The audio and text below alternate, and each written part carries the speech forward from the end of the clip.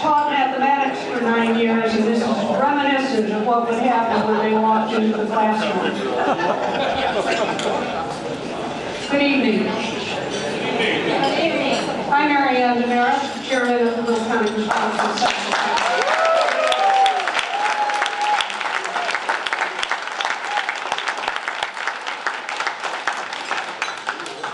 And welcome to our Lincoln Day dinner. Interestingly, Will County, with its 850 square miles, a mix of towns, farms, and commercial hubs, and being the fourth most populous county in the state, we are still kind of a maverick. We're unconventional, and we're pretty independent, and it has served us well. But times have changed, so where do we go from here? It's time to bring that fierce independence into a united front and elect responsible, representative, reliable Republicans to every office. Now this is really a tall order. To that end, tonight you will hear from those very Republicans willing to serve and to be held accountable. Listen to what they have to say. They are impressive.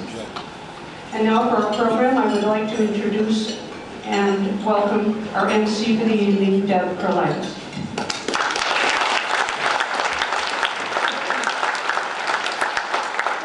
Thank you, Miss Mary Ann. Can we give her another round of applause?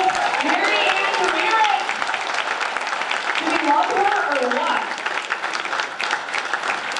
We love her.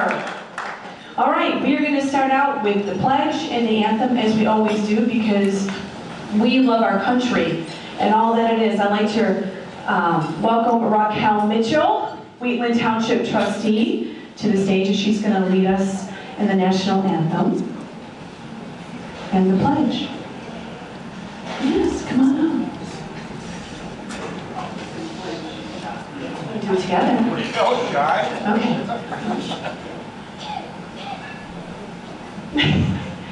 I pledge allegiance to the flag of the United States of America and to the republic for which it stands, one nation, under God, indivisible, with liberty and justice for all. Please remain standing, please.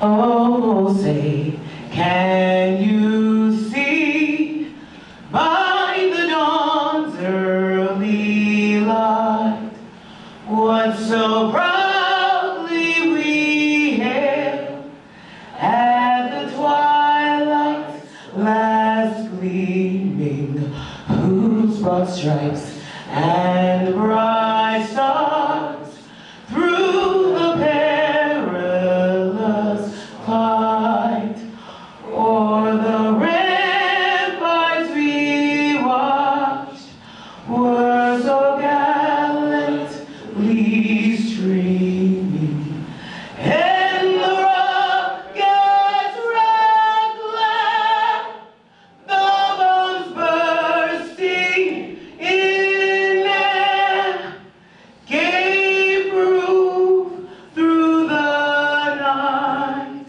that our flag was still there. Oh, say, does that star-spangled banner yet wave o'er the land of the free and the home of the brave? All right, Raquel. Super. All right, you can go ahead and take a seat. Kath, I just wanted to check with you about someone doing the prayer. You were going to check with someone about doing that before the food was served.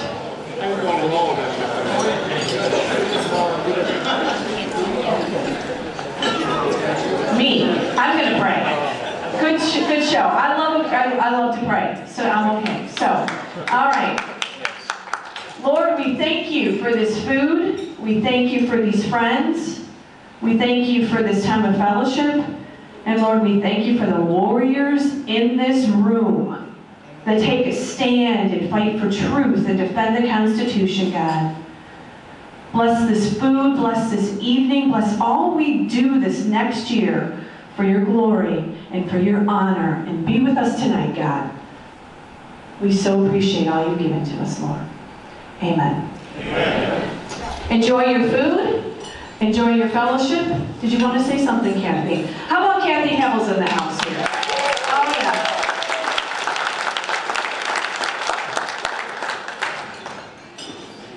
Many of you know our friend Jack Parlow. Jack nominated me a couple years ago for county chairman at our convention. For those of you who may not know, Jack's been very ill. It's been a very difficult year or two for Jack, and I've appreciated the tremendous amount of support that I have received from Jack. Jack has been fabulous for this organization. He was a wonderful chairman for, was it 10 years, I believe? And I want to take a moment tonight for us to take a moment of silence and say our own personal prayers for Jack Parlow.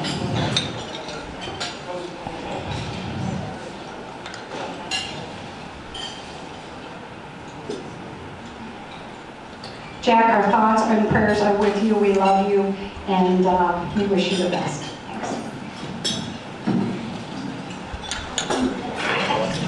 Thanks. Where you go to each table, right? Everything goes pretty quickly.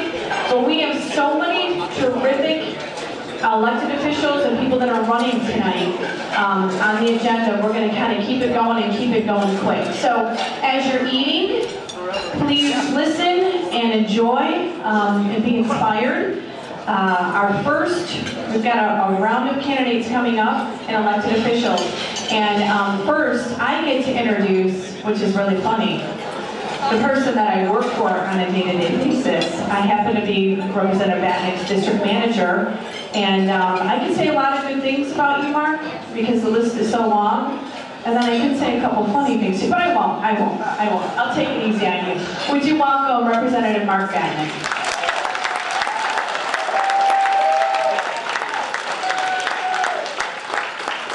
I'll be extremely brief because we got a long program. I think she had it backwards. She can say a lot of funny things and a few good things.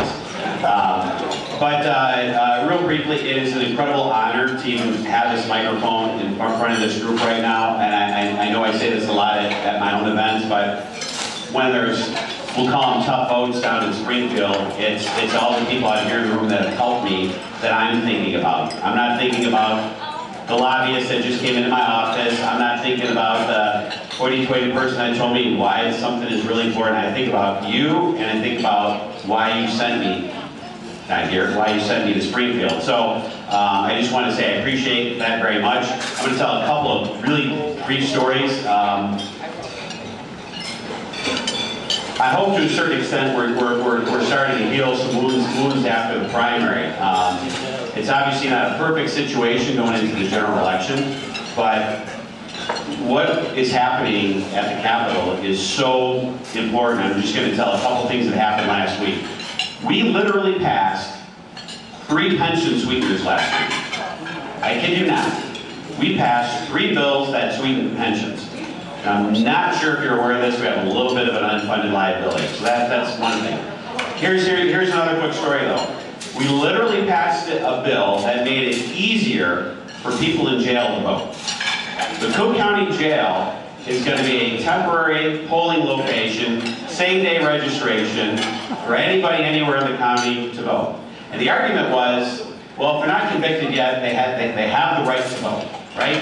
They absolutely have the right, which I agree. If you're not convicted yet, you can vote absentee like everybody else. And they brought up a point and said, hey, my mom is sick in Florida the Saturday before the election, and I get called to Florida, are you going to make it convenient for me to vote? If somebody has a babysitter situation on election day, are we doing something special for that person to vote? In the scenario I brought up, I said, let's say it's Saturday night, and the guy gets convicted of a DUI, and he goes to jail. He's arrested for a DUI. He goes to jail, right? He goes to the Cook County Jail. He's brought do same-day voter registration. He could be somebody who never voted before, they'll register him, he'll vote, on and on and on. What if that guy was involved in an accident where he put 4 people in the hospital? Are we making it easier for those people to vote? I mean, this is where our priorities are. The part that I want to tell you about that makes this even worse is the person who carried that bill, the person who's put people in jail ahead of people in hospitals. There's all kinds of reasons why I don't know why we're making special accommodations for people that have just been placed in jail. The person who brought that bill is the lieutenant governor candidate on the Democratic side. So the importance, that bill, and I've been told it's going to be vetoed, so the governor better veto that bill. If we don't have the executive branch for backstops for stuff like this, it is going to be a whole new world come January of 19. So we need to work together. We got a lot of great candidates here, a lot of great people. I'm really excited about the full slate when you look at the card there. So I just want to leave you with those quick stories. I'm going to move on real quick. And I got to tell you, it's an absolute, if you're looking at your card, I get to, he's a fantastic person, really genuine person, somebody I admire, somebody I look up to. So I have the pleasure of turning the microphone over to Congressman Randy Haltren. Thank you very much. Thank you, Mark. We are so well served by Mark Batnick down in Springfield. That is a tough battle every single day. Thank you for what you do. I'm so proud of you and our great Republican delegation that are fighting down. They're making a difference, holding strong, pushing back. So keep up the great work. We got to do everything we can to make sure we return all of our state reps and state senators who are keeping up that fight. And we've got to win a few more spots to get rid of Mike Madigan and John Cullerton too. So thank you. It is so good to be with you.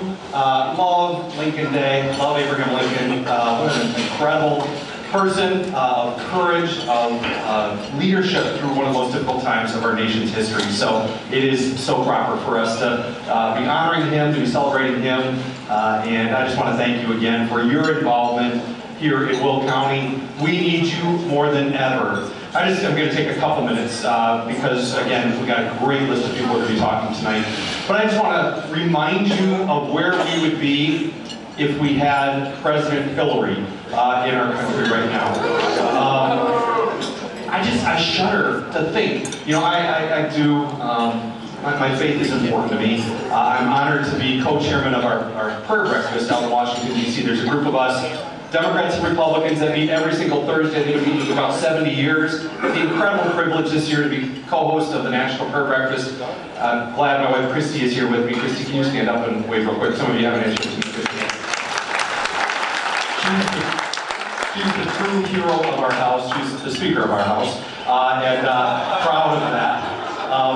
But Christy and I got to host President Trump at the National Prayer Breakfast, and it was phenomenal. He was so kind. He was wonderful. Had just a wonderful spirit, really talking about miracles.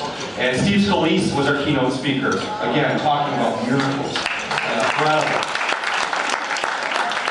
But I say all this of just thanking God for giving us something we didn't deserve, and that's this reprieve of our nation. You think about what would have happened, what kind of Supreme Court justice we would have in there right now instead of Neil Gorsuch, what kind of people we'd have leading EPA, CFPB, this horrible, ridiculous intrusion into our banks, and would have been someone really horrible. We've got Mick Mulvaney, who's phenomenal, just shrinking this down, getting it back into order. We've got wonderful department leaders, secretaries, Mike Pompeo, one of my classmates going into Congress. He's awesome. I like him so much, super conservative, super smart. He is going to do such a great job. He already is doing a great job, and he's just been there a couple weeks. So really some exciting things going on with that. Also, you think about what we've been able to get done this year with tax reform, something that we've been fighting for since my other hero, Ronald Reagan, back in 1986, was the last time we were able to pass real tax reform. And we have had such a broken, ridiculous, punitive tax system, truly punishing productivity. And finally, we've been able to get something through that is helping American families. I've had the privilege of traveling around the 14th district, the 7 counties that I represent, meeting with families, meeting with young people. There's this optimism that we haven't had for a decade or more. People who are so excited. I was with some millennials who are starting businesses, and a couple of them have started a couple businesses just in the last few months. These things are going phenomenal. They see so much opportunity here, and that is what America is all about. It's this fulfilling this American dream. So tax reform is so important. It really is making a difference. We're hearing from families over and over and over again where they're seeing an extra $100 a month or $150 a month on their paycheck, and that's just going to go up. And then you see this economy growing. I heard a statistic yesterday. I was listening to a podcast as I was driving around the district, where if you look at the statistics today, there are more people working in America than ever in our history. And isn't that awesome? More people working than ever in our history. And this is incredible to me. There's more open jobs than we've ever had in our history. So you talk about, is it working? It is working. People are excited. This idea of free enterprise, of the American dream, is happening right before our eyes. Tax reform is a big part of that. I think what set up tax reform to work was regulatory reform, of shrinking government intrusion, micromanagement into our lives that we saw. I serve on the Financial Services Committee, and I've seen how the Obama policies were crushing community banks and credit unions. A lot of these local financial institutions that are the ones who are there to help us fulfill our dreams, to help us buy a home, to help us buy a business, to help us expand a business, to help us buy equipment so we can hire more people to work in our business. All of these things are things that local community banks and credit unions are the ones who make the loans. And yet just since Dodd-Frank passed, in fact it was Barney Frank, Chris Dodd, horrible overreach. Literally, it was 30 years of bad liberal policy that was in file cabinet that they dumped in this bill. And it crushed community banks especially. We lost over 1,000 community banks just since Dodd-Frank passed, where they closed their doors, they sold to a big bank, a big entity, and that is our communities losing out. We're turning that around again. We've passed significant Dodd-Frank reform through the House. The Senate's passed something. We're going to pass that probably next week when you get back. And all of this, again, building this optimism. So it's regulatory reform, tax reform, and then energy policy reform, recognizing that we've got unbelievable resources here in America where we don't have to be dependent on Middle East. We don't have to be dependent on the rest of the world. We can do this ourselves. We just have to be able to access it. So along with the tax bill, we also had a big step. First time again in decades, we've been trying to get access to our own resources, and finally we got it done. So I just give so much credit to our president, to the leadership, to people in different departments that are, again, fighting to bring back the promise of America. But I want you to know this election matters. If we lose the House, and it is possible, Nancy Pelosi is salivating to win back the House. She wants to be Speaker Pelosi again. She wants to have her private plane to fly back and forth to San Francisco each week on our dollar. So she is so anxious to get this back. She sees, and she's targeted 4 districts specifically in Illinois. My district, Peter Roskin's district, Rodney Davis's district, and Mike Bost in Southern Illinois. She wants to win at least 2 of those 4, and she's got that kind of in her map of how she gets back to speakership. We cannot let that happen. You talk about, are we going to go forward, or are we going to go backwards? Nancy Pelosi, I can't think of a better description of going backwards. And it would be just everything that we've worked for. Tax reform would be gone. This regulatory reform would be gone. All of this moving forward of appointments and leaders and reining in out-of-control government would be gone. So we need your help. We need to work. We need to be together. We need to be engaged. We need to realize that this is our responsibility, really, to the future of America. Are we going to move forward? Or are we going to move backwards? So, I don't know if you've seen this, but the Democrats, the progressives, the liberals are engaged. They are so hungry. In this election coming up, we've seen it in special elections, they're coming out in numbers we've never seen before. What we've got to do is make sure our people come out in numbers like we've never seen before. And it's going to take work of committeemen. I love you. I love committeemen. I served as a precinct committeeman for over 20 years. I'm former chairman of Milton Township up in DuPage County. And I love precinct committeemen and the work that you do in your neighborhoods, knowing the people, knowing your neighborhood, knowing the candidates, and helping make that connection. So I'm just calling out and asking, we need your help more than ever. We need you to be walking your precincts right now and keep doing that every single month, every single week, up until the election. Let's get that ground game going like we haven't done for a few years. We kind of slipped back. We need it back again.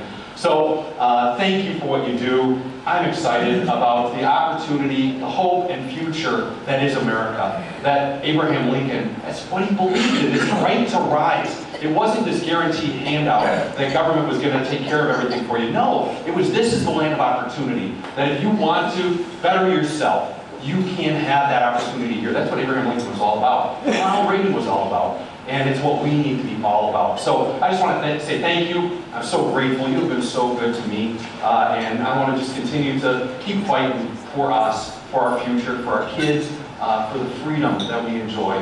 And I'll close with this, just saying how grateful I am to our women and men who serve us in our military. All of you. Can you have me stand? Anybody who served in the military, can you stand with me for a second?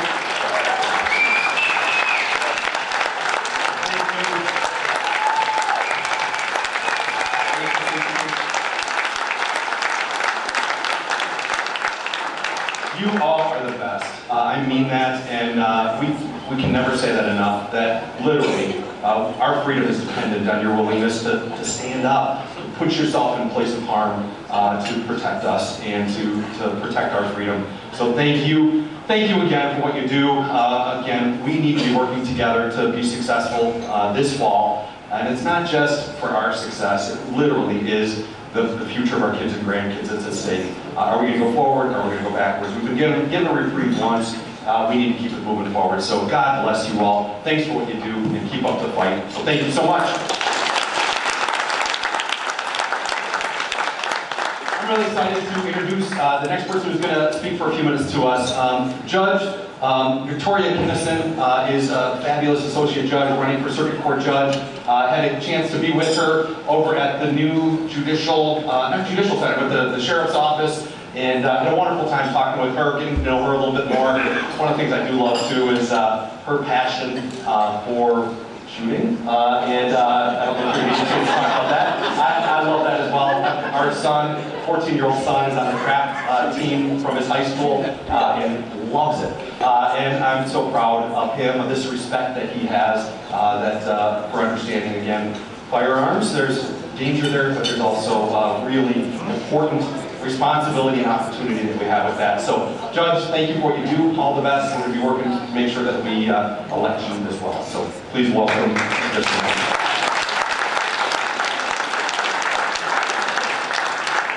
Good evening, everyone, and thank you again, Congressman Hultgren.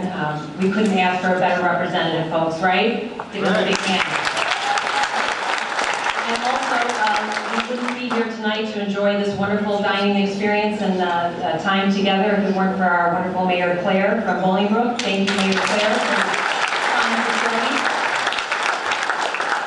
I am so honored to be here tonight to speak to you just briefly. My name again is Victoria McKay Kennison. I am one of the associate judges here in Will County. It is my great honor to serve this county. In 2011, I received my appointment from our circuit court judges, and at that time, and thankfully still today, we are a Republican majority circuit court. For those that are not familiar, there are currently 16 circuit judges in Will County, and this election is critical. We are in danger of going 8-8 here in Will County, and that is the last thing that you want to see happen to your judiciary, believe me. We have excellent circuit judges that are here tonight. Our Republican circuit judges represent us very, very well, and without them, you won't get any future associate Republican judges. So we are here to ask for everyone's support for not only the circuit judges that are the judges that are seeking to become circuits, but for all of our Republican candidates. I can tell you that I am running for circuit court, even though I currently hold the very finest job I've ever had. I love my job. I wouldn't change a thing about being an associate judge. The reason I am running is because as an associate, it is my privilege to serve in many different courts. And in fact, in the 7 years I've been on the bench, I have in fact served in every division in the courthouse here in Will County, which means I've been in civil courts and criminal courts and everything in between. But circuit court judges are responsible for administrative functions, for policy issues in the courthouse. And again, the most critical thing that circuit court judges do are appoint our next associate judges. So it's extremely important that we have more Republican, conservative judges, and that is one of the reasons why I am running. I am also honored to run with a very good friend and dear colleague, Braun, Judge Braun, who's here tonight.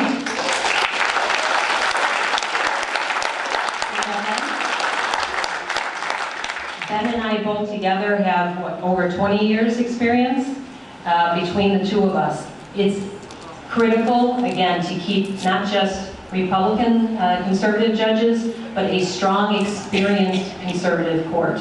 And that's what Judge Braun and I bring.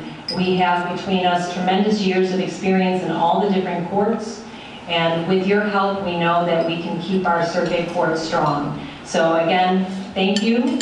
And it is my pleasure at this time to introduce our next speaker, a wonderful gentleman and Dr. Nick Stella.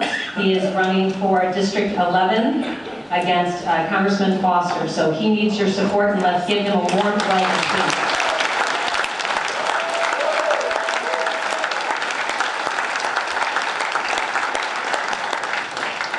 Hello, everyone.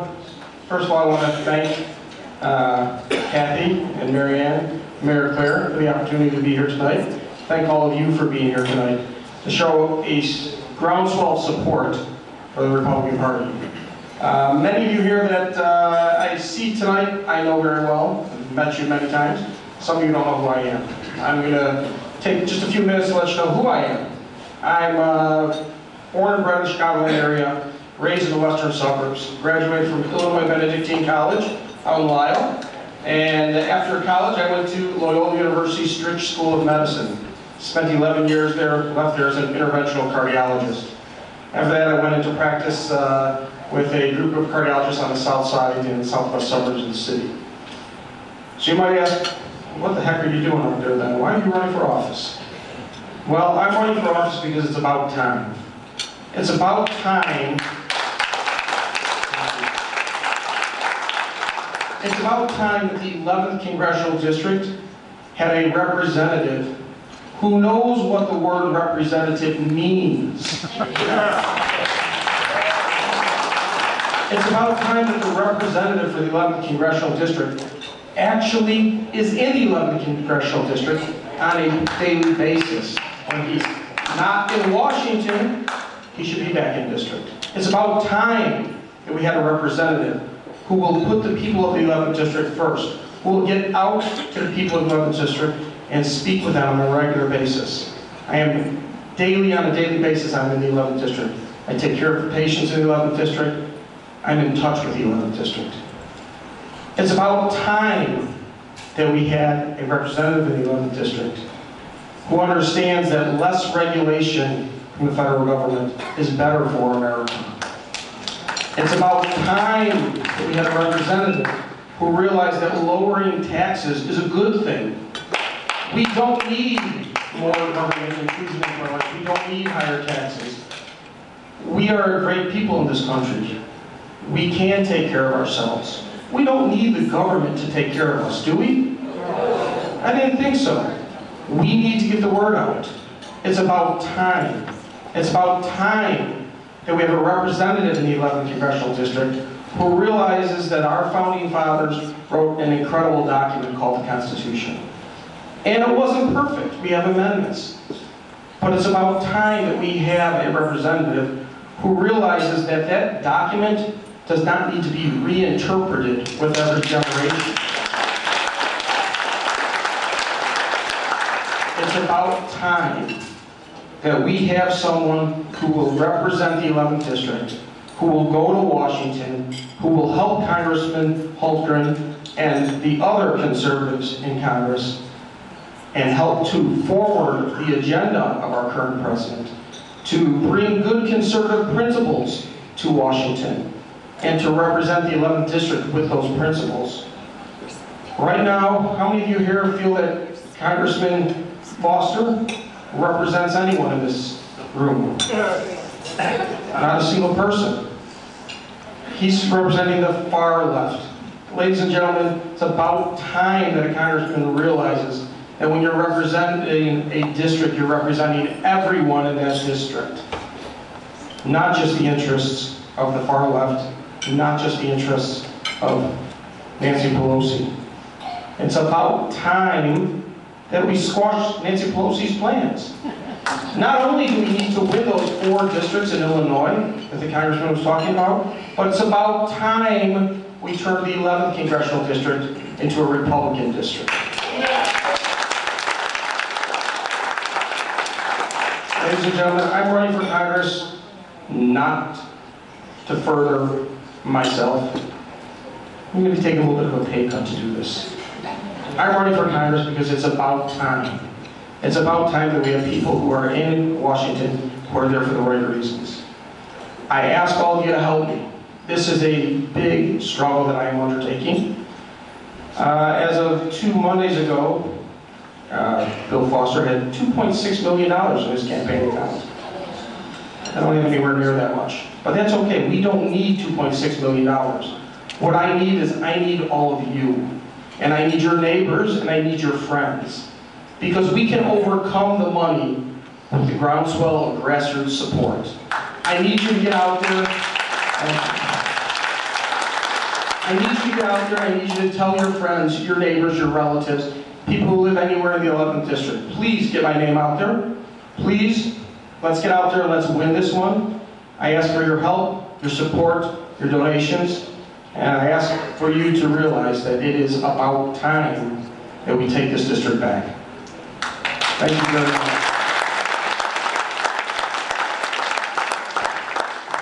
All right, thank you, Dr. Nick. Real quick before Kathy Hevel comes up, we do want to say an incredible thank you to her for being our Will County Chairman for the last several years. She has done an amazing job. Can we give her a round of applause, please? Kathy, you have done a terrific job on all levels, and congratulations on your new win, and thank you so much for all that you've done. You are awesome. Real quick, yeah, look at, you should really stand for her, honestly. Let's bow. There we go.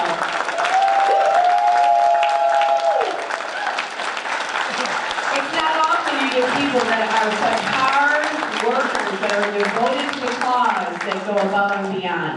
So thank you. Also, we would like to say special thank you to Michelle Smith. I know she can't really stand, or can you? She broke her leg dancing. I mean, what is that? Okay, I'm sorry, Michelle. But she survived, she pushed through, she planned this event. Thank you to you, Michelle, for doing a phenomenal job. It's not easy putting all this together. Being injured. And also thank you to everyone else that volunteered and helped, because obviously we so appreciate you. So without any further ado, we have some great stuff that Kathy's going to share with us. When I was introducing the elected officials earlier, there were many precinct committeemen that did not sign in, and I'm going to just take a moment and recognize all of those other precinct committeemen that are also here that did not write their names down. Thank you for your service. Appreciate it.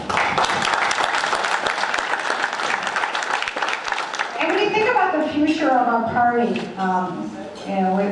there are some young people out there, quite a diverse group of young people that are getting involved with the Republican Party. And I want to recognize someone that I had an opportunity to meet last year, who is our youngest member of the Will County Republican Central Committee. I'd like to introduce our 17-year-old precinct committeeman in Aurora, and also the co-founder of the Oswego East Teen Republicans, Carolyn Humphrey.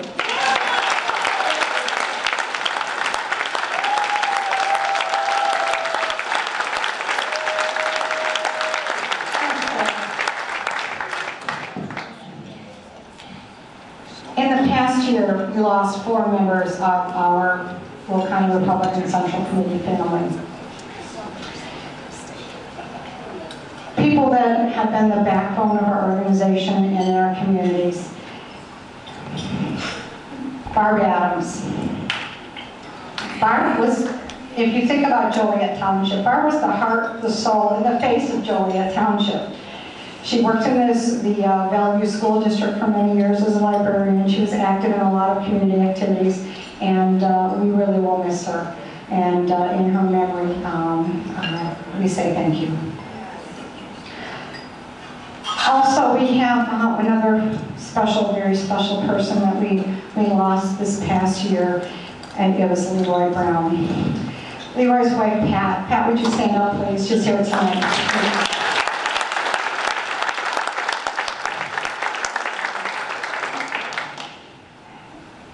Leroy was a Vietnam veteran from the very elite Special Green Beret unit. He was a very distinguished community leader, and distinguished is a wonderful word to describe Leroy. Well, at the same time, he was a very approachable, warm, wonderful human being. And when I hear people talk about not only was he a devoted family man, a friend, advisor, but that he was a confidant to many, and I saw that. He is assuring us. He was deputy mayor for 17 years, had been on the village board for 25 years here in Bolingbrook, and he received a lot of other honors in his lifetime, including a Lifetime Achievement Award from the Bolingbrook Area Chamber of Commerce. The list of honors that Leroy received is far too long to try to mention today, but we miss him. We thank him for his service and for being a friend to all of us. In Leroy's memory, and Pat.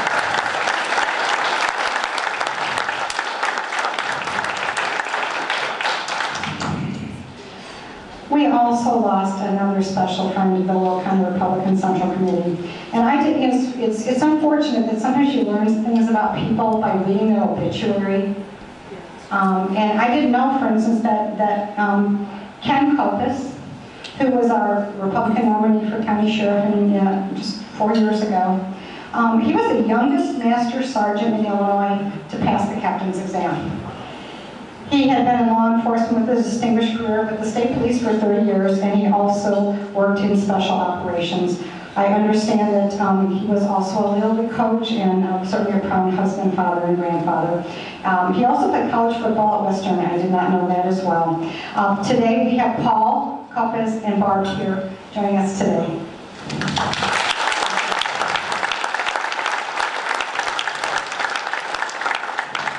And we also thank Ken for his service to our party, and we'll miss him as well. Thank you.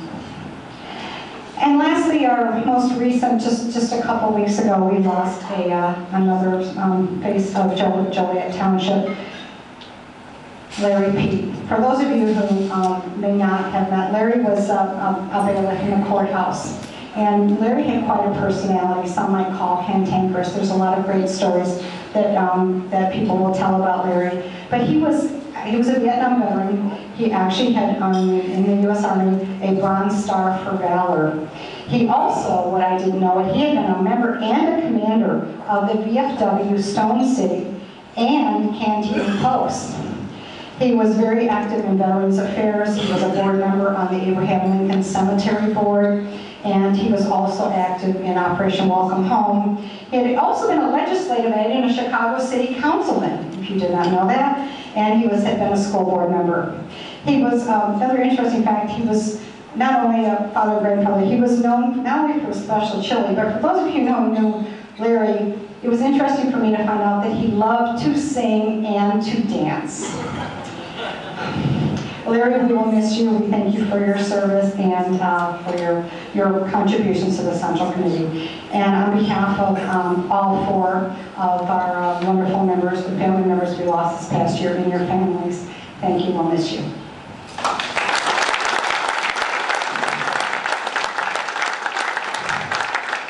And with that, our current nominee for County Sheriff, Jim Riley.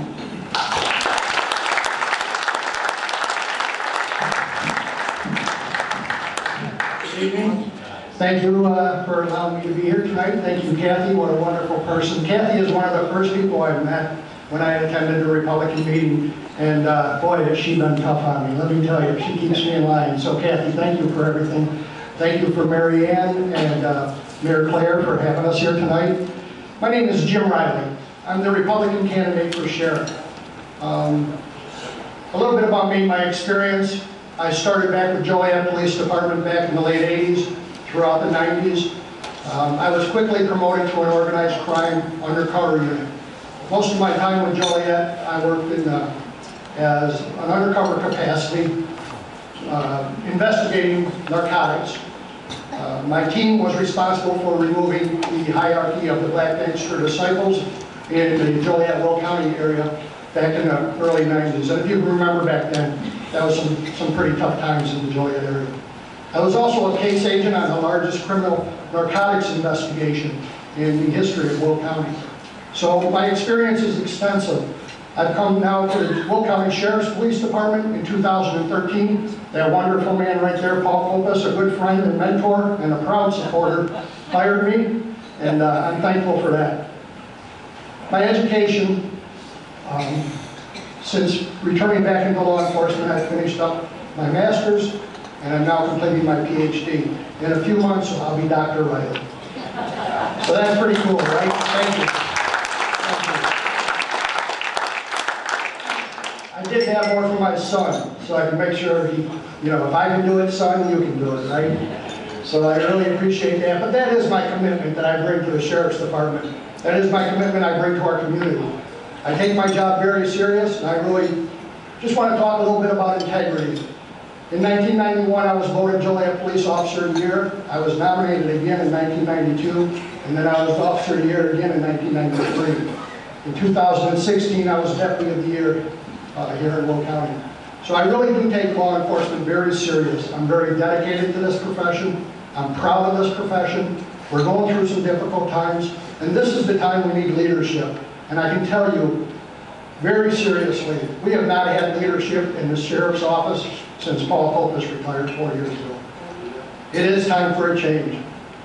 I feel it important to tell you a little bit about my opponent. His #2 contributor is Michael Madigan. So if you think politics don't play a role here in Will County, it does.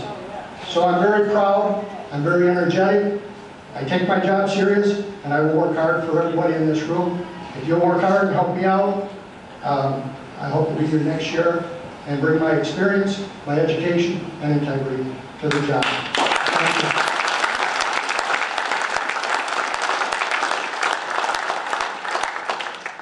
I'd like to take and introduce a good friend, someone I've gotten to know prior to his days of politics, Jason Allen, our Grundy County State's Attorney, our candidate for Secretary of State. Jason Allen.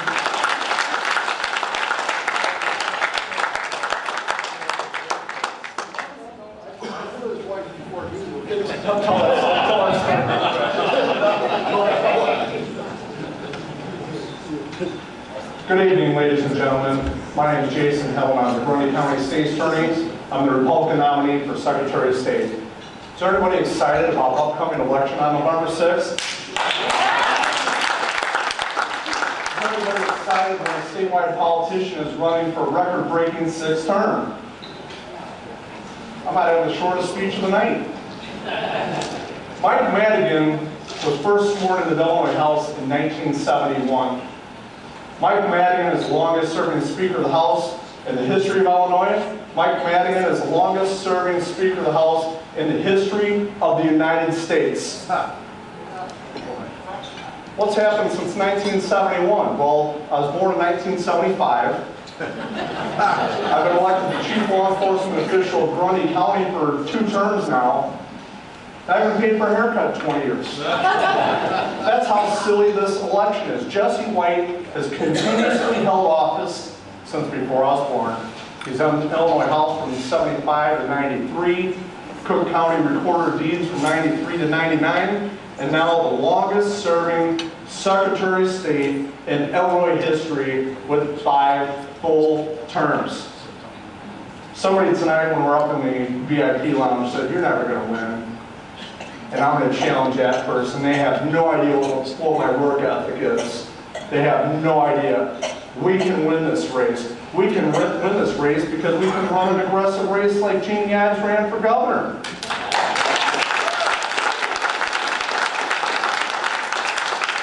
Jesse White has said for the last 10 years, I want to retire. I want to retire. Since 2009, I want to retire.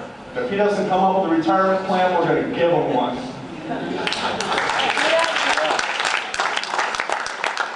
I'm going into a couple of issues, and I'll sit down and I'll shut up. The Illinois exodus. The Illinois exodus is real. Since 2010, the congressman didn't talk about it, some talk about it. Since 2010, Illinois has lost 450,000 people in population. Illinoisans are fleeing the state in record numbers. Last year, our net out-migration was 40,000 more people out of the state of Illinois. Unless we change the politicians at the top, we take these constitutional races seriously, we're going to continue the Illinois exodus unless there's changes, because we're going to get taxed to death. It's as simple as that. So why is that important? Because in 2020, when we do the census, and you redraw the lines in 2021, we're expecting at the beginning of this campaign, we expected to lose 1 congressional seat. Now we're expecting to lose 2 congressional seats after the 2020 census. So Illinois exodus is real, and that's about what this campaign is about, is taking over a constitutional office that this individual, if elected, will have served in the Secretary of State's office in 4 different decades. Why won't he retire? Because he controls Madigan's jobs. And I'm going to tell one story about myself, since Jim wouldn't tell it. And then I'll sit down. I'm fiscally conservative. I've proven that to the core. I've cut my budget at the State Attorney's Office year after year after year. And I started this campaign, and I told my wife, I'm going to prove to everybody here I'm so fiscally conservative that I'm going to drive this $600 game-used Crown Victoria from the Elgin Police Department all over the state. And she said, brilliant idea, Jason. What's your backup plan? Well, we're going to do it.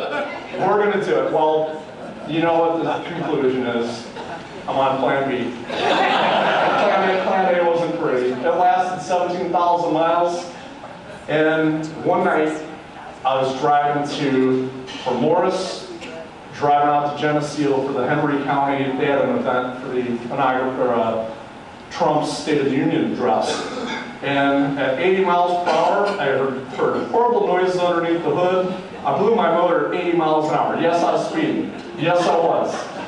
So I pull into the truck stop there at Utica, and I'm not joking. It was like 10 degrees that night. And I get out of the car, and I'm like, damn, it's freezing outside right now. And my car is blowing. What am I going to do? So I walked into the truck stop, and I called my wife, and I said, hey, honey, can you pick me up in Utica tonight? And she said, I'll see you in the morning. And that was the worst feeling of this campaign, when you knew you're wrong, your spouse is right, and damn, I admit it. So the next day, I went to Greenway, and I said, give me the cheapest car I can get with a warranty. If I'm in Greene County, if I'm in Carbondale, and this car breaks down, I need a warranty. So, being the fiscally conservative person I am, I bought a Ford Fiesta, 5-speed, so I could save $1,000, $13,000 out the door. And, of course, you know where that story is going. 6'1", couple biscuits over 200. It's not comfortable. It's not comfortable. I'm fiscally conservative to the core, and I'd have the record to prove it. So I'm going to leave you this. Leave this conversation with this last antidote, and I got to get on the road. The definition of insanity is doing the same thing over and over again and expecting different results. We're going to go insane on November 6th and vote for Secretary of State for a 6th term when he doesn't even want the job. We're going to go a different route, and I'm asking you to take a different route on November 6th. Have a good night.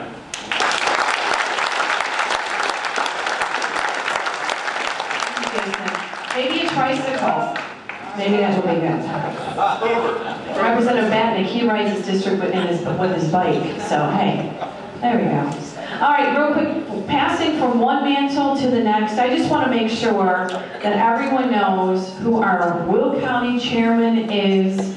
She is the woman extraordinaire. Can we give her a round of applause, Mary Ann Merritt? Many years ago, and she said, I'm just here to help. And look at her now. She is chairman of Will County. Thank you, Mary Ann, for all you do.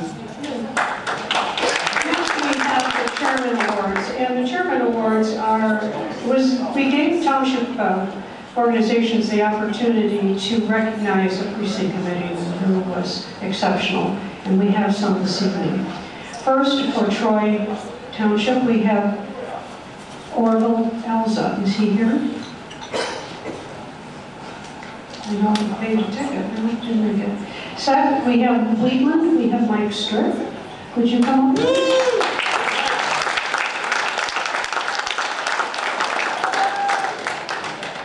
Precinct committeemen, as you all know, distinguish themselves in a lot of ways, and it's tough work. And we like the fact that the township chairmen are recognizing their extraordinary efforts. Great.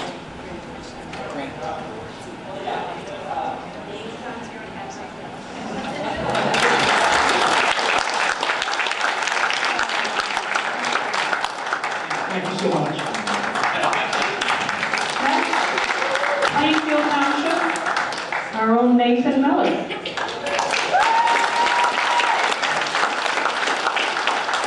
Nathan, I saw him arrive. Okay, all right. Yes. Frankfurt, Gayla Smith.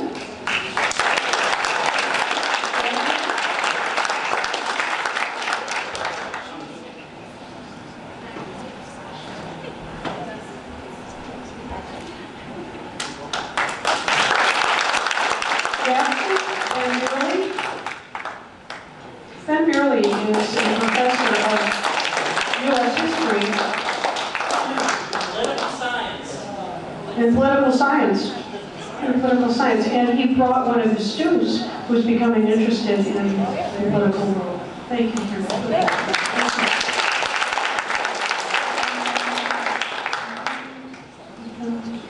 And Lockport Township nominated me, but I feel terrible about that because there are so many fine people in Lockport that have done so much, but thank you, Lockport.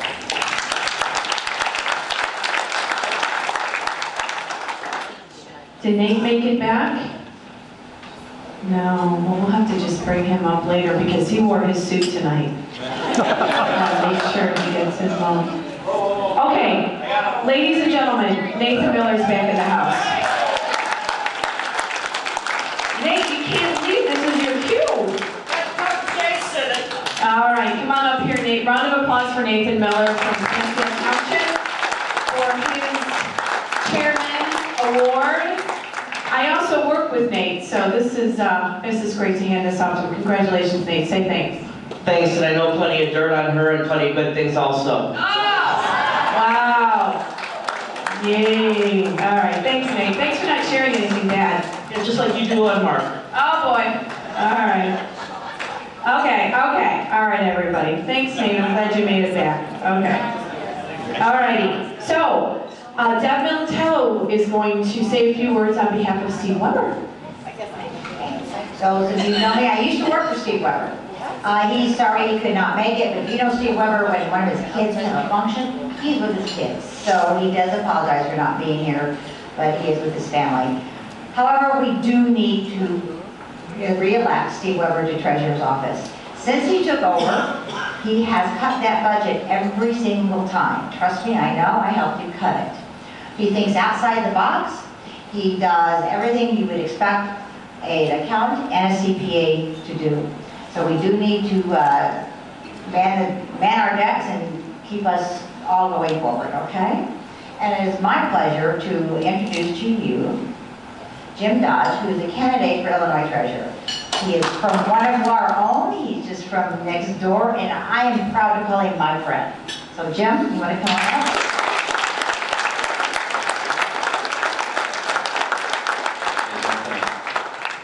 So I've been told that the rule is be clear, be brief, be gone. You guys okay with that as a speech structure? All right. So I think we're trying to get this to 3 minutes. And first things first, thank you, right? Everybody in this room is an important part of what we face in November, whatever role we're going to play in this upcoming campaign. So I'm kind of excited. There's a lot of reasons to be hopeful, which might at the moment feel a little bit kind of challenging as an idea, but let's touch base on it. So Jim Dodge mentioned over in Orland Park, so I miss Will County about a mile in each direction. So I live about a mile, just inside the border. So thanks for having me. Happy to be back here. Listen, so there's 3 things I'd like to focus on in the Treasurer's office. One, our money, roughly $15 billion, isn't working as hard as it could.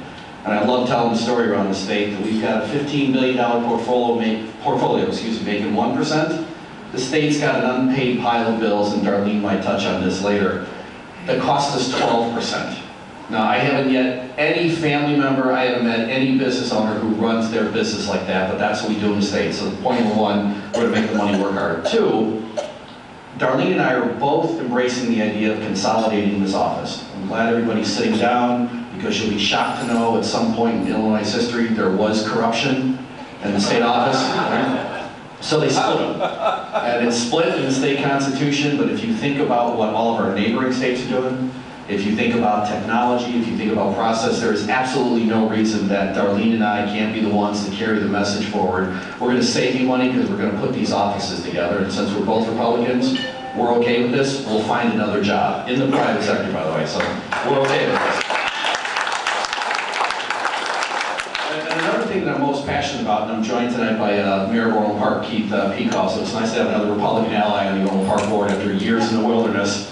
It is, how do you just cut costs? How do you drive transparency? It's amazing what happens to voters when you give them information and they see the point and then they have input and they make decisions. So I'm deeply passionate about bringing more transparency to state finances because I think that contributes to all of our races.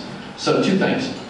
1, the case for change is clear to everybody in this room. We all know Illinois is dangerously close to an unmitigated financial disaster. We can fix that. But here's the trick. We have to choose to do the work to convince people Republicans will put Illinois back on the right track. That's why we fight. If there's any World War II history fans in the room, that's what this is about. It's about putting the state back on the right track. And then 1, we've talked about this as a statewide set of candidates. If you look at all the people who voted in the Democrat primary, and you look at all the people who voted in the Republican primary, there's about 1 million in the middle, right? We have to go after that 1 million in the middle because we're the party of sanity, we're the party of values, we're the party of spend less than you make, etc. So that's a winning message for us, and I've gone around, talked to an awful lot of folks. We all get it. State's broke, we need a better future, Republicans are the right message. So how do we get there? 1 more conversation, 1 more door knocked, 1 more email forwarded, 1 more way of listening to voters and friends and family to say, this is right track, wrong track, help the Republican Party. So with that, I want to say thank you again, Jim Dodge. I'm thrilled to be running with the likes of Erica and Darlene and Jason and the entire ticket up and down the ballot. Downstate, everyone's excited about the opportunity because we know how serious this fight is. If we get a message and we do the work, we win. I don't think anybody here, no matter how much money we kicked in, could outspend J.B. Pritzker. Do you guys agree? Right. So we're gonna get outspent, but I think everybody in the party is committed to getting enough money to be effective. Someone touched on that earlier. But 2, it's our choice. Let's not let them outwork us. Let's not let them have a better message. Let's not let them speak from the heart and the head. And so if we come back together as a party, 1 message, 1 team, we can give Illinois a fighting chance, and we all know what that means for families. So with that, thank you again, and have a great night.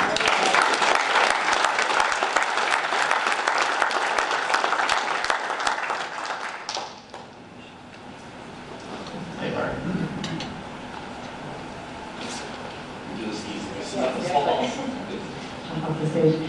Hi, I'm Lori McPhillips, and I'm running for Will County Clerk.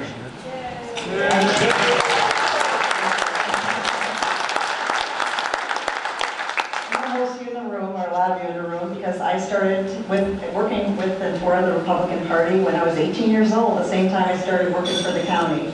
And basically my background is I'm running on experience and integrity. And experience because I started working for the county when I was 18. I have 20 years as an employee.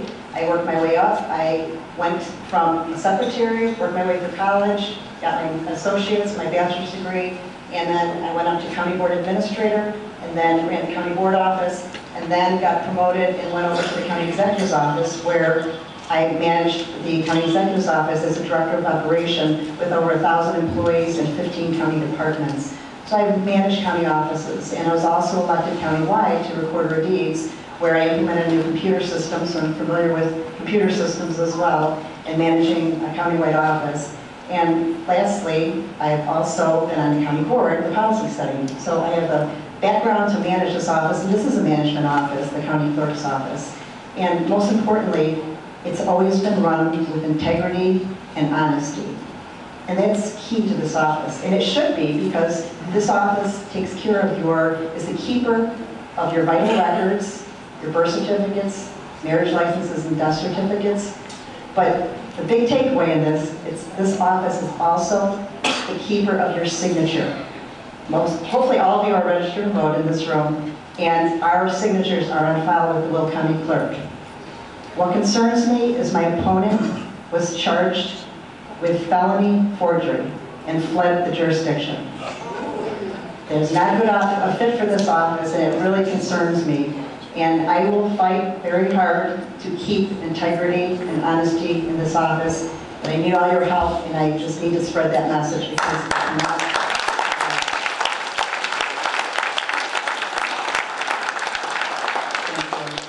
It gives me pleasure to introduce Darlene Singer, who's running for Illinois Comptroller.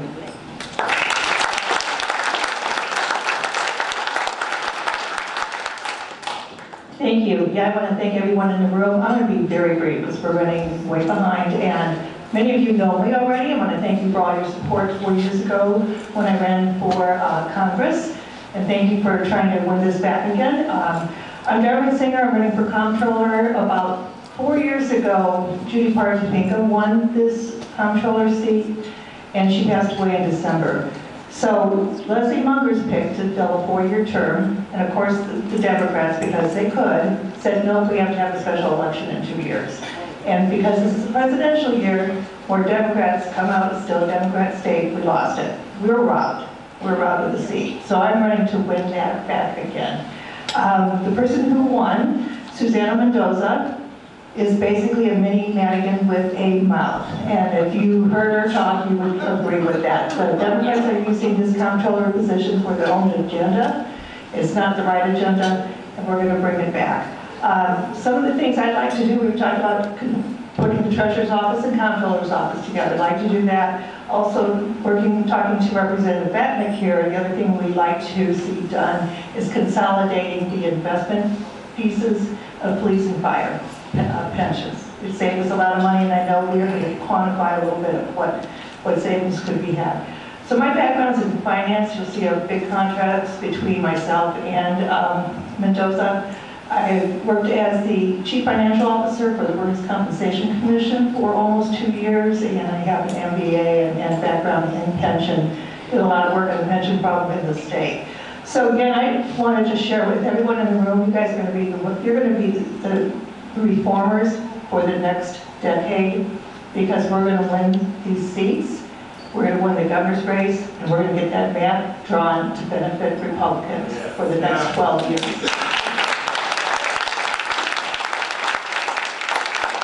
I'm going to wrap this up, and there she is. Good. Representative McDermott, thank you.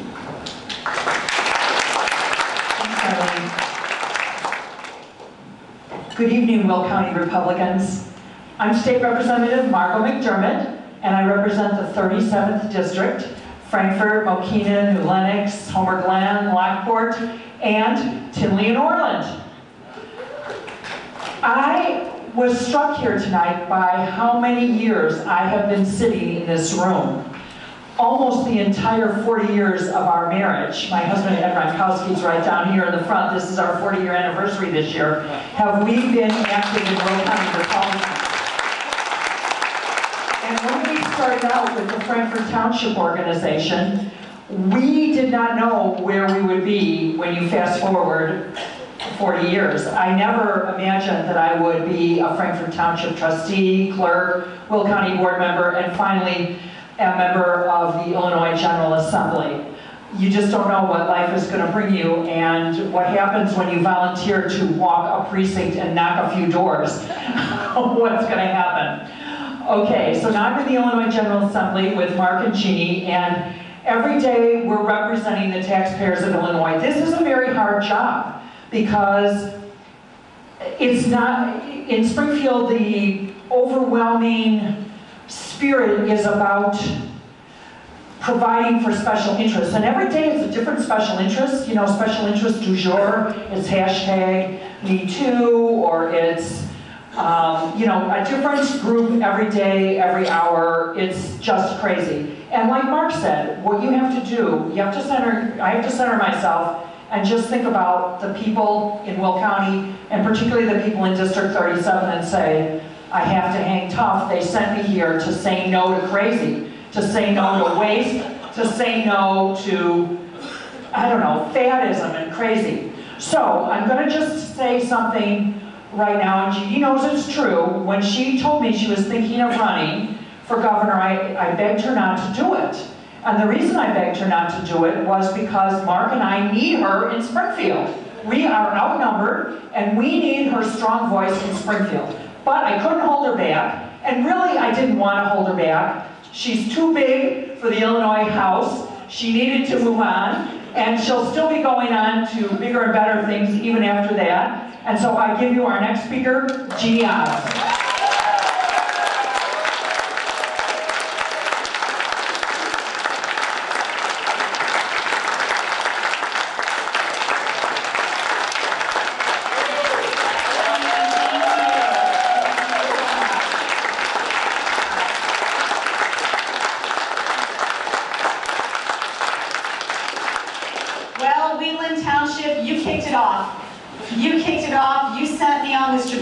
To go on and take on the political ruling class. And I got to thank you, Will County. Steve, where are you? Thank you for having me in, for endorsing me right away, and for being there for me the whole time. Thank you, Will County. Thank you for enthusiastically supporting the popular revolt against the political ruling class that just happened a few weeks ago. I truly appreciate you, and so does the rest of Illinois. Many of you, and the majority of your Republican voters, made your voices heard, and you made your exasperation felt. And we sent a message.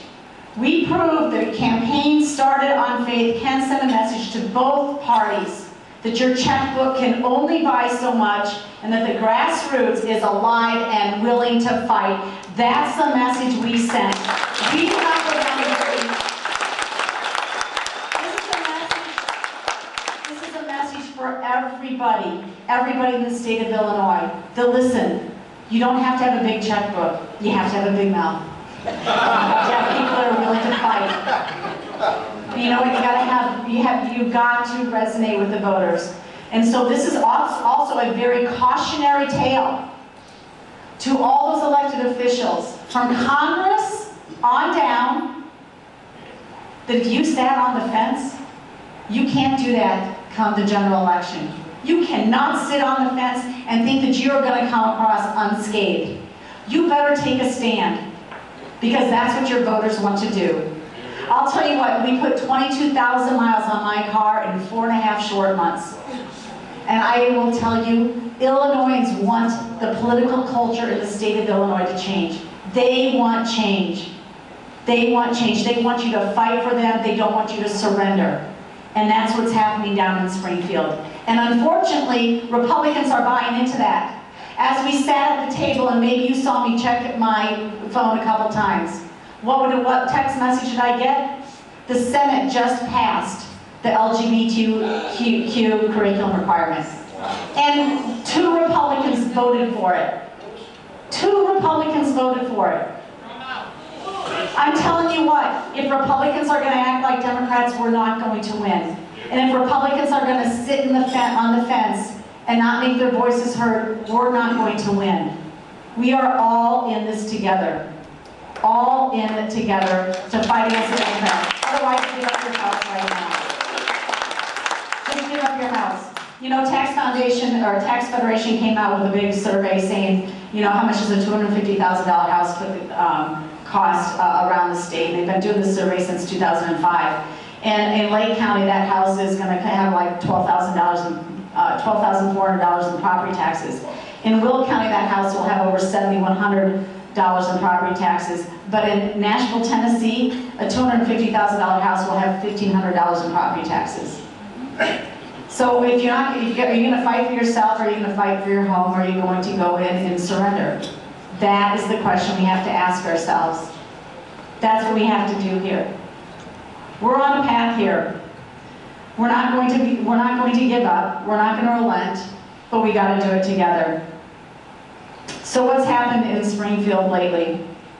Well, you know, we have 29 days left to pass the budget on time, and we can't even agree on the revenue number. We have 29 days left to pass bills that might help business, save pensions headed to insolvency, or give people some hope the reform is on the way. But instead, we pass bills giving immunity to do-gooders who see a dog in a hot car and decide to bust open the window. We pass legislation saying state university pension boards must be racially and ethnically diverse. And of course, as Mark pointed out, we passed legislation that basically said that if you're in jail in Cook County, you have a bigger right to vote, and we're going to make it easier for you. But this is not the Illinois that we grew up in. This is not the Illinois that my family moved to 26 years ago. And this is not the Illinois that most people want.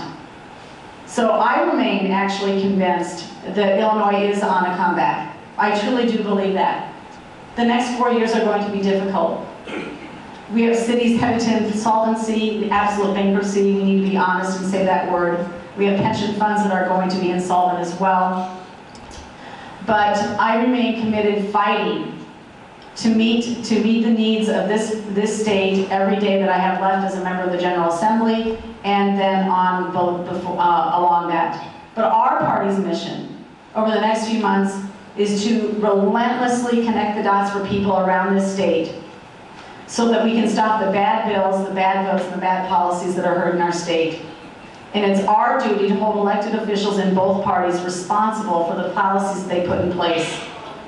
And I'm going to tell you this, I've had some heartfelt conversations with people around this state, and one of them just occurred last week because I've been asked to speak even after the election defeat.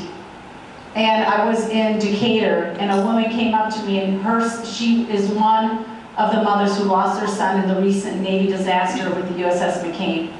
And her son Logan lost his life. And they're an Illinois family. And she came up to me and for 20 minutes told me her story, told me what she's investigating, told me that she's got a lot of questions still. And so people like this woman, and people like our taxpayers, and people who depend on government services, guess what they want from their government officials? They want responses. They want us to be responsive to their needs. They want integrity and honesty. That's what they want, and they don't feel like they're getting it here. I feel an enormous amount of responsibility as an elected official to really serve the people that reside in my district. And every single one of our public officials must feel the same way. They must have that same heart that I find in Mark and I find in Margot. And you, by the way, there's only a handful of true conservatives in the Illinois General Assembly, and I'm talking about the Republican caucus. I'm talking about the Republican caucus. There's only a handful, and you've got two of the best right here.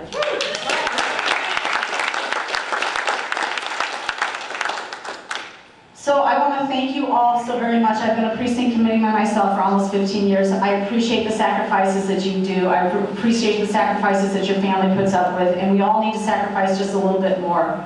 We need to turn this state around. The state's a horrible thing to waste, and especially the state of Illinois, and especially on its 200th anniversary. We can do this. Let's get together and do it all. Thank you, Republicans.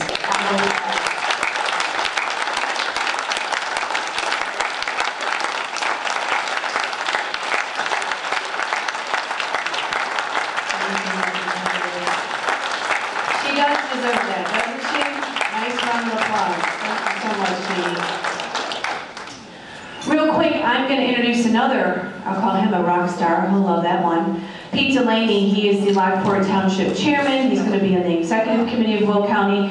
He's going to introduce a couple of our new up-and-coming leaders. So would you welcome Mr. Pete Delaney?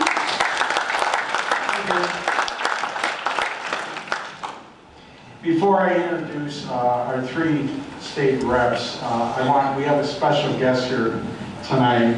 And Pan, could you stand up, please? Pan, stand up. Pan is the Illinois Director for the Asian American GOP Coalition, and they're going to be helping us out quite a bit. And thank you very much.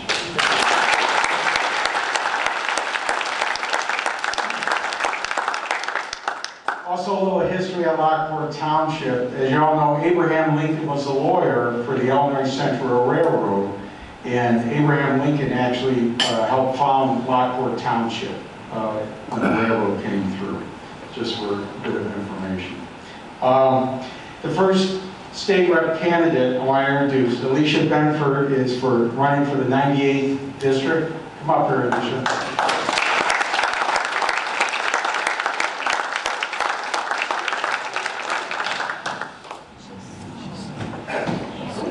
Good evening, everyone. I'm a CPA by trade, so shameless plug. I am selling 50-50 raffle tickets, and I do not want to lose my volunteer job. So if you need one, let me know as soon as I finish. I got 2 minutes, and I will be brief.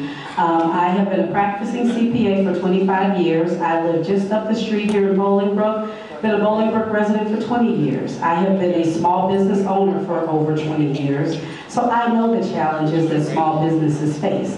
As a CPA, I have clients that have left our state for job opportunities and because of our property tax issues that we have. I do feel that I have the skill set to do what needs to be done in Springfield. I have a master's degree in government in Wood County, and so for the last couple of years, I've watched our pension system grow into a monster. Once you have a monster, you can't do anything else but feed it. Well, we can't feed and fund the monster that we have. And as Marco said, it's time to say no to crazy. And I'm looking forward to joining them in Springfield, saying no to crazy and doing what we need to do to fix our pension system. As of Sunday, I'm one class away from finishing my doctorate in public education policy, where I'm studying pension systems, property taxes, and their effect on our education funding system. So I have the skill set and the qualifications that my opponent does not have, even though she has been attempting to mimic me at this point, which I take that as a form of flattery. And I do appreciate all of your support, all of your encouraging words. I know I'm going to need them as we go into Springfield. And I have one other thing that my opponent does not have. She does not have support from people like you that want to see change in the state of Illinois. Again, Alicia Benford, I want to be your next state representative.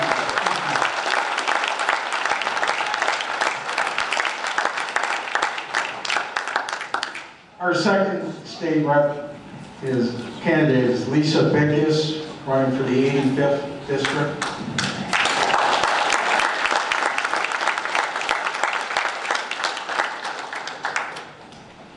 Good evening, and I want to thank everyone for being here tonight. It's an honor to be representing my 85th district as a candidate. I want to tell you a couple things here. So I spent some time, I am a CEO of a non-for-profit life insurance and annuity company. I see that.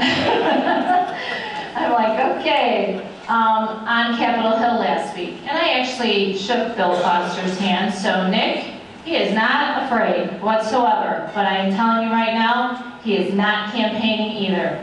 Where are you, Nick? Did you leave? There you are. He's not campaigning either.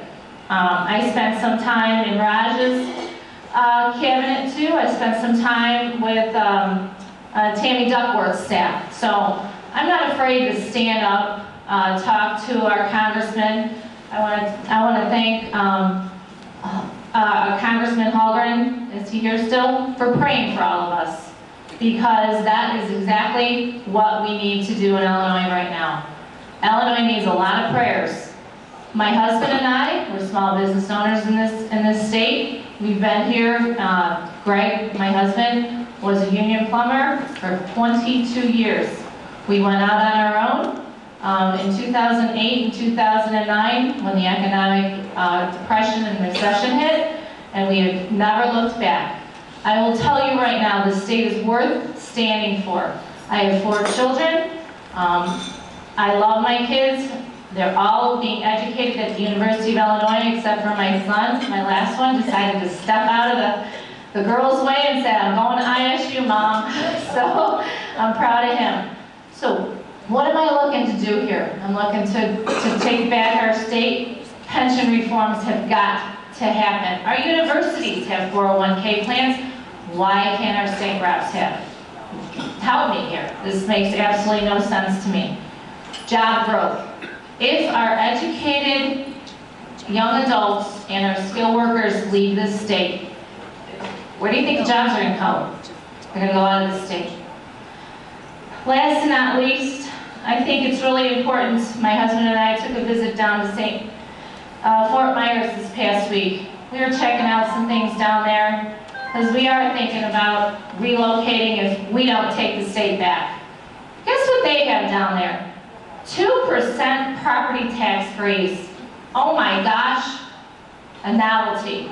It's time now.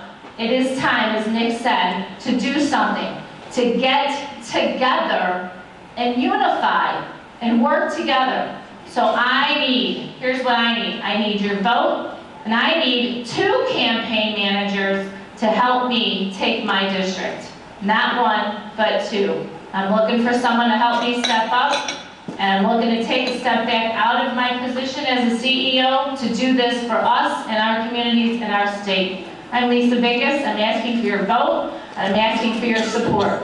Thank you.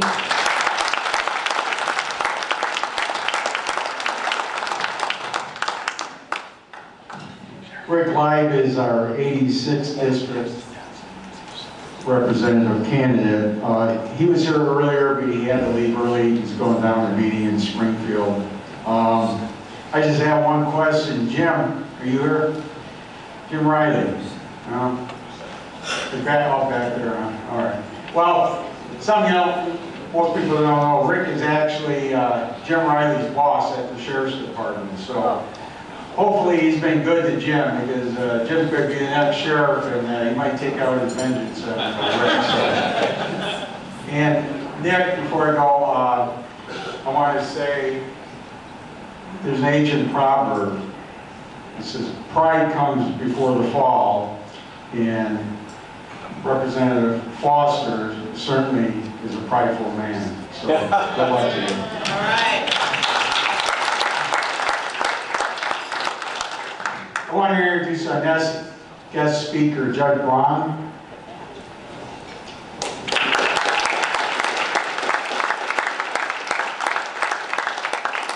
And Ben has been just a great help to our township organization. He started with it probably 2 years ago. He comes to our meetings, he participates in our events, so Ben's really putting a lot of work in this event.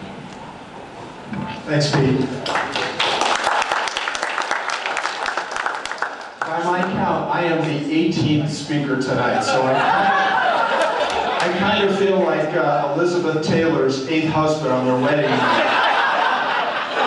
I know what to do, but I'm not sure I can make it interesting.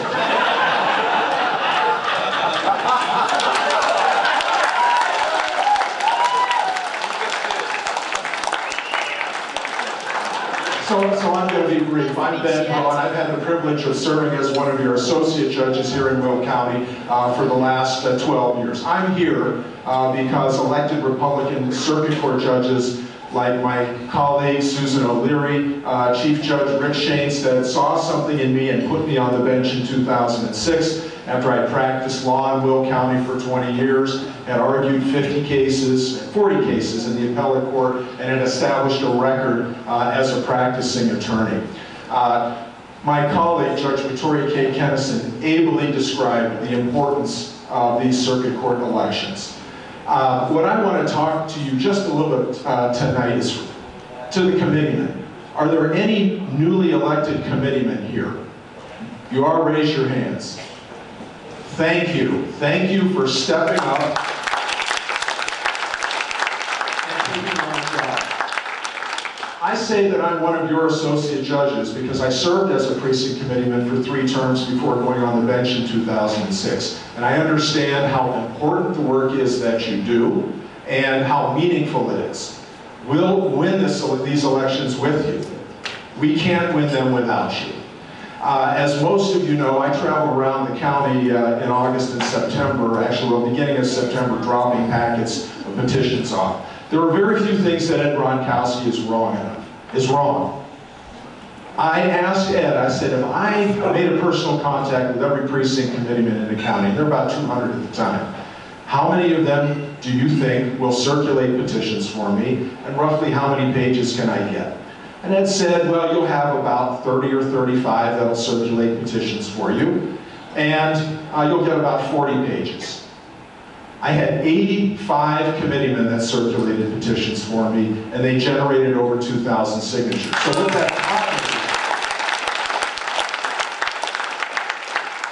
So what that taught me is that if we give you the tools, and we give you a little bit of motivation, and we make your jobs a little bit easier, you'll work, okay? And I can tell you, Judge Kennison, myself, Lori McPhillips, Jim Riley, we're going to give you the tools that you need to do your job, and we're going to make it fun, and we're going to win.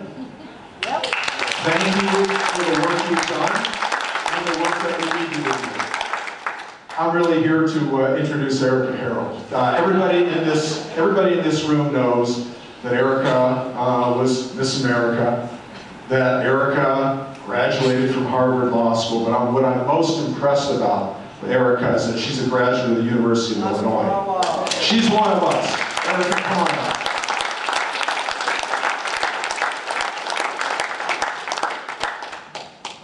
Thank you. So I have to say ILL? Aye. Thank you. That would have been embarrassing if there was no one else, so thank you for that. And it's great to be the 19th speaker because I am the thing that stands between you and getting to go home. So I realize what an important task that is. But I do want to tell you how appreciative I am of how supportive so many of you were of my candidacy right from the very beginning. You made me feel not just welcome as a candidate, but you extended your friendship to me right from the beginning, and you made me feel welcome and like family. And for that, I thank you from the bottom of my heart. Our campaign developed great momentum right from the beginning because 1 month after I announced my candidacy, Lisa Madigan dropped out of the race. So that means we've got one Madigan down, and you know, one more Madigan to go. Work hard to make that happen. But I still have a formidable opponent, State Senator Kwame Raoul. Some of you may not be familiar with his record. He's somebody who actually opposes fair maps. He's heavily backed by the Madigan machine, and he supports entrenched interests and policies and legislation that will drive up the cost of doing business in Illinois. What I will be able to do is show a clear contrast between what he would do at that office and what I would do. I have some very clear priorities. First and foremost, to make sure that we get back to enforcing the rule of law and upholding constitutional provisions. It's important that that office is not governed by partisan interests and political whims. It's the rule of law and it's the Constitution. My second priority is fighting public corruption. When Lisa Madigan sought this office 16 years ago, she said she'd fight public corruption even if it meant investigating her own father. As I'm sure you know, that did not happen. But the citizens of this state deserve an attorney general who will take seriously the job of fighting public corruption and making sure that all public officials render honest services to their people, because that's what each and every one of us deserve. A third priority for me is workers' compensation reform. That is so important because we are losing jobs and industries to our neighboring states. And it's not that we don't have great companies, it's that we have a workers' compensation system that places our businesses and industries at a competitive disadvantage. So I want the General Assembly to actually pass reforms that will reform our legal system, to tighten that causation standard and to make sure that there's a fair playing field. I'm very confident that if our companies have a fair playing field, they'll be able to start generating jobs in industry. A fourth priority is exercising leadership in stemming the opioid epidemic. In 2016, nearly 2,000 Illinoisans lost their lives in opioid-related overdoses. To put that in perspective, That's nearly twice the number of people who lost their lives in fatal car accidents. There's many more things that we can be doing in terms of educating young people about the toxicity of the synthetic opioids. They're not aware of those things. And there are things that we can be doing for advocating for additional resources. And I want to be able to work with state attorneys throughout the state to exercise that sort of leadership. A final priority for me is criminal justice reform.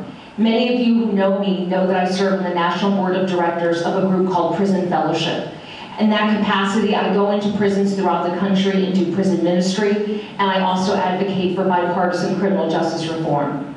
The book of Matthew says, that which you do for the least of these, you do unto me. And that's how I try to live out my faith in a practical way. I've had the privilege of making cell visits to people awaiting execution and doing chapel services on death row. In addition, I advocate for bipartisan criminal justice reform.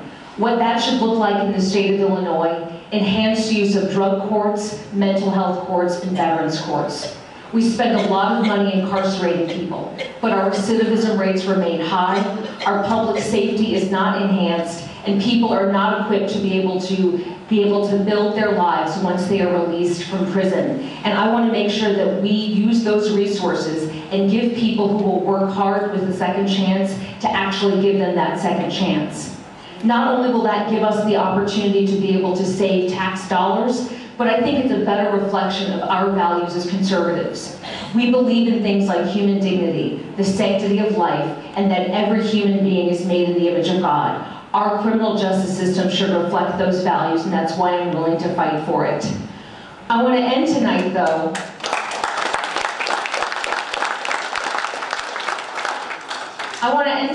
by sharing with you something that I think reflects the spirit of Lincoln, and it reflects the kind of story that I want to tell in the general election about our party and our principles. In February, as the absentee ballots were going out, I had the ability to go visit my grandmother. She's African American, she's 96 years old.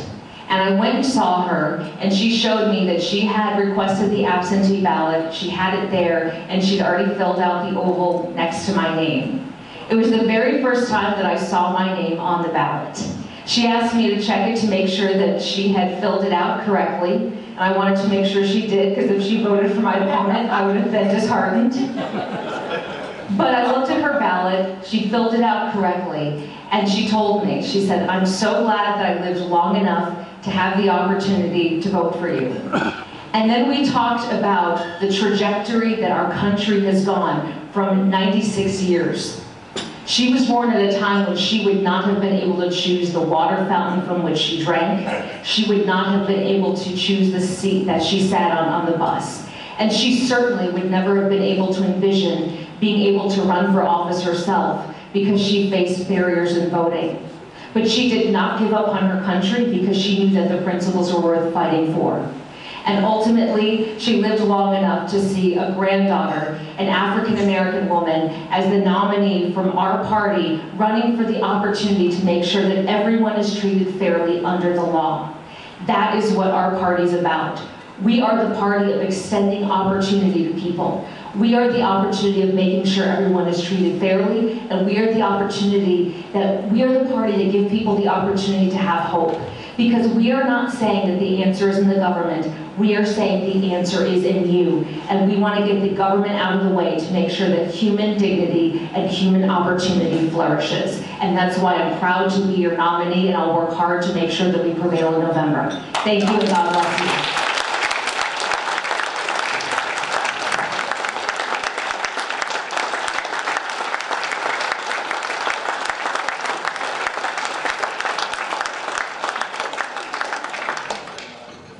Thank you, Erica.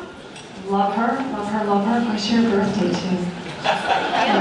April, yeah, we're all right there. All right, we're going to do our 50-50 raffle, and we're going to do our split the pot. So Alicia, I need you to head up here if you want to get all of your tickets out. The other thing we would like to do is when Mayor Roger Clare, I have to make sure I know where you're. Would you go over there and start picking the winners over there? You're going to help, I guess, Barb over there pick the winners.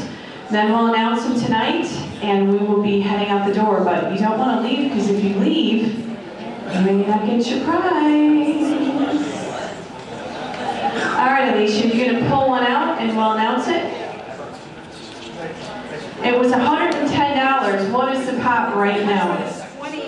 $120. That's what the, yeah, it's tricky there. So the winner is going to get $120. All right. You can't pull your own. The second